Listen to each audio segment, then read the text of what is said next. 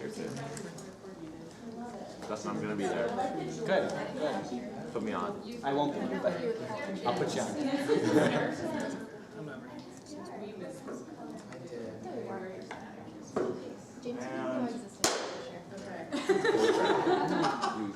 Welcome to the professional development event on negotiating salaries and benefits. As a note, we are recording this session today for students and friends who cannot be here because of internship commitments, job commitments, class commitments. So we have a panel of 5 awesome people who are excited to share their expertise with you. They come from a variety of different offices around campus or around Seattle. Some of them working in student development, and some of them working in other industries and conferences as well. So briefly, I'm Kelly Mulberg. I work in the Professional Development Committee. I'm so glad that you have all decided to join us this afternoon.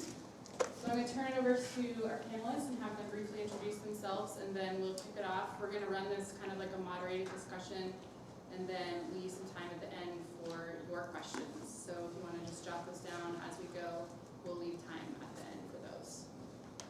Oh man, no pressure. Okay. So many of you know me. I'm Stephen Lindenberger. I'm part of the Student Development Administration program here at SU. Some fun little brief history about me. A lot of you know that I've spent at least a good 5+ years working in higher education until recently, when I was asked to step down from my position, and so I've been utilizing this time to kind of reevaluate and reassess my life, and so I've decided to just kind of take a step back, focus primarily on the program here, and then focus on another personal passion of mine, which is health and fitness. So I'm kind of currently working in the world of 24-hour fitness. So it's equally as good of a job, you know. There's still a lot that I can present and offer to you guys as far as negotiations when it comes to salaries and benefits and everything like that. Because I've been in that situation many times, and I know good tactics and I know good things to present to you guys. So I'm looking forward to this discussion today. I'm Beth Kreidel, and I'm currently the Executive Director of Career Services on campus.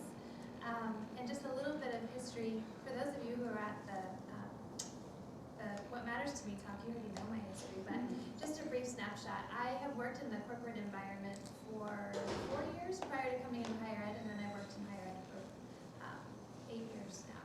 So, and I've actually taught classes and workshops and things around the topic of negotiating, but there's always more to learn, and it's very subjective, this whole entire process is, so I look forward to your questions and to learning from my fellow panelists. Hi, my name is Kelly Pankert. I work here on campus in the Center for Service and Community Engagement, and before coming into higher ed, I came from the nonprofit world where I was doing a lot of advocacy and organizing, and so I think I bring to the table some of those skills. I teach an advocacy skills training on campus a couple times a year, so hopefully I'll be adding some of that. But what's interesting in the nonprofit world, at least the organizations that I came from, there very much is a culture of not negotiating for a great wage or a great salary, and there's definitely an irony that lives there of doing work for and with marginalized populations, but then not necessarily making a living wage yourself. And so over the course of my career, I've had the opportunity to think a lot about negotiating for a fair wage and being able to talk about my work in a different way. My name is Ryan Hamachek. I'm the Director of Housing and Residence Life at Cornish College of the Arts, and I hire a lot of entry-level student affairs folks. So I'm coming to the table as someone who has who's done kind of the interviewing process of hiring folks in entry and mid-level positions. Additionally, I will say that I learned from the best.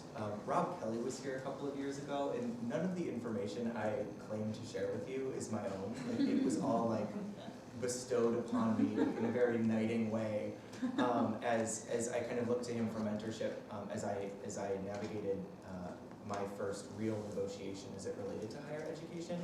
And it really was at that point that I realized that I was we were really missing a big chunk around, you know, advocating for ourselves, and had I not had him in his role of mentor, I really wouldn't have been able to have negotiated the place that I am right now.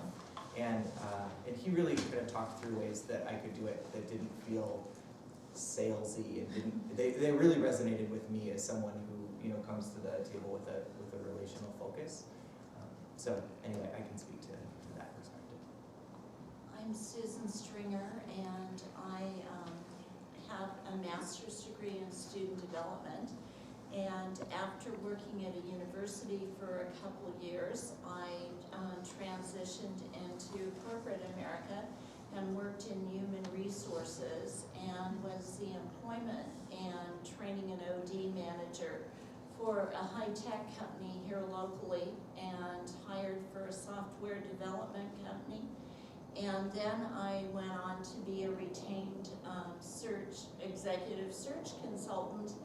And about 14 years ago, I found my current position, which is doing career transition work for people at all levels and organizations. So part of what I do in my career transition work is take all my history of hiring people and teach my clients how to negotiate. So this morning I got a call, and one of my clients had gotten an offer, and so she came to my office, and we figured out her negotiation strategy, and she just went back and asked for more money and more stock options, and I'm waiting to hear how it goes. So I do this on a daily basis, and I think there's a real skill and an art about not ticking off the person that you're communicating with, or not coming across as it's all about me, but really being genuine and authentic, and how you deal with people in that kind of precarious relationship. So obviously we have a wide variety of perspectives that are coming here today. So we're kind of just gonna walk through some questions, and like I said, for anyone coming in late, we're gonna leave some time at the end for your questions, so be thinking about those as we go along. Just to kick us off, we're here talking about negotiating salaries and benefits. Why is this important? And then kind of to tack onto that, what are the long-term consequences if you don't negotiate up front? Oh, And it doesn't have to be as you feel so led. I can go. I have three really quickly, and the people that know me well in this room know that I'm not usually really quick. So, so my first point is because you're worth it. Like, they sound like a cosmetic commercial, which is fine. But really, it's because the work that you've put into this program and the work that you've put into yourself, you know, puts you on the market in higher ed as a candidate that is worth advocating for. And nobody's going to do it unless you are doing it for yourself. We don't all have a Susan, although I wish I did. So because you're worth it, for me, this is really the only time that you're going to have to negotiate this current position in major ways. This is the time where there's the most flexibility, often as it relates to positions in higher education. And then finally, I personally think it's one more indicator to the employer that you're well versed in higher education and you know what you're doing. So I actually, when somebody comes back to me and says, I have some questions, to me it actually speaks very highly of their candidacy, and it confirms that I've selected the right person, as opposed to the person who's just like, great, I'll take it. And I'm like, really? We got lots of things in our back pocket. You know, so I think it speaks to skill and an ability to navigate higher ed as well.